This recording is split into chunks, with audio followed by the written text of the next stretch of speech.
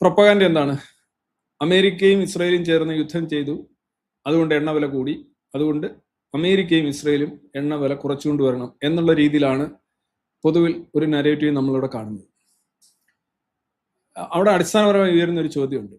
ശരിയാണ്, അമേരിക്ക വന്ന് ഈ എണ്ണവില കൂടുന്ന സമയത്ത് ഇടപെട്ട് ഹോർമോസ് ക്ലിയർ ചെയ്ത് അവിടെയുള്ള എണ്ണ ഗതാഗതം സുഗമമാക്കാന്നുണ്ടെങ്കിൽ നല്ലതാണ്.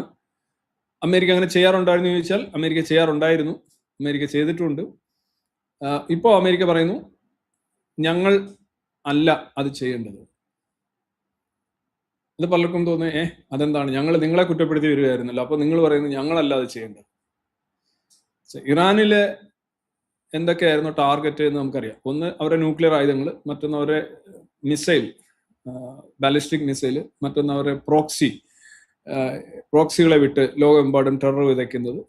നാലാമത്തെ അവിടെ ഉണ്ടായിരുന്ന ഹ്യൂമൻ റൈറ്റ്സ് വയലേഷൻ, അവിടെ IRGC പ്രൊട്ടസ്റ്റ്, ഇത് സംബന്ധിച്ചുള്ള മനുഷ്യാവകാശ ലംഘനങ്ങളും 40,000 പേരുടെ കൂട്ടക്കശാപ്പും. ഈ 4 പ്രധാനപ്പെട്ട കാര്യങ്ങളാണ് ഈ യുദ്ധത്തിന് അടിസ്ഥാനമായിട്ടുള്ളത്. ഇതിലൊന്നും ഹോർമൂസ് കടലിടുക്ക് ഇറാൻ തടസ്സപ്പെടുത്തുകയാണെങ്കിൽ അത് ഞങ്ങൾ ക്ലിയർ ചെയ്ത് തരാം, അല്ലെന്നുണ്ടെങ്കിൽ എന്ത് ഞങ്ങൾ ശരിയാക്കി തരാം, അത് ഞങ്ങളുടെ ബാധ്യതയാണ് എന്ന് അമേരിക്ക ഏറ്റെടുത്തിട്ടില്ല. ബട്ട് അമേരിക്ക പൊതുവിൽ കരുതിയിട്ടുള്ള ഒരു കാര്യം ഇത് തന്നെയാവും. അമേരിക്കയും ഇസ്രയേലും പൊതുവിൽ കരുതിയിട്ടുള്ളത് ഇറാൻ ഈ ഹോർമൂസ് കടലിടുക്ക് വെച്ച് ബ്ലാക്ക് മെയിൽ ചെയ്യാൻ തുടങ്ങിയിട്ട് ഇപ്പോൾ ഒരു 2 ദശകങ്ങൾ അതിന് മുന്നേയും ചെയ്യാമായിരുന്നു.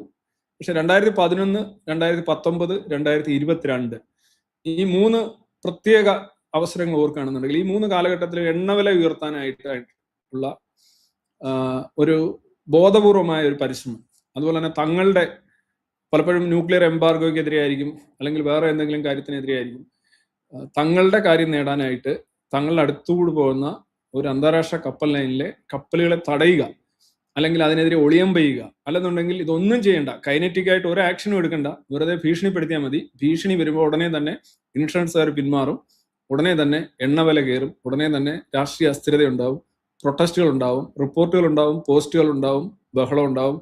ആകെ ഇതൊരു സൈക്കോളജിക്കൽ വാർഫെയർ ആണ്, ബ്ലാക്ക് മെയിലിംഗ് ആണ്, ബ്രിങ്ക്മാൻഷിപ്പ് ആണ്. ഇത് രണ്ടും ലോകത്തെ ഏറ്റവും വേഴ്സ്റ്റ് ആയിട്ടുള്ള ഇൻഡിവിജ്വൽ ആൻഡ് പൊളിറ്റിക്കൽ പ്ലോയ്സ് ആണ്, നിലപാടുകളാണ്. ഒരു ബ്ലാക്ക് മെയിൽ ചെയ്യുന്ന ഒരു വ്യക്തിയെ ഞാൻ ഏറ്റവും ലോവസ്റ്റ് ആൻഡ് ഷാലോ ആയിട്ടാണ് ഞാൻ കാണുന്നത്. വ്യക്തിപരമായ കാര്യങ്ങൾ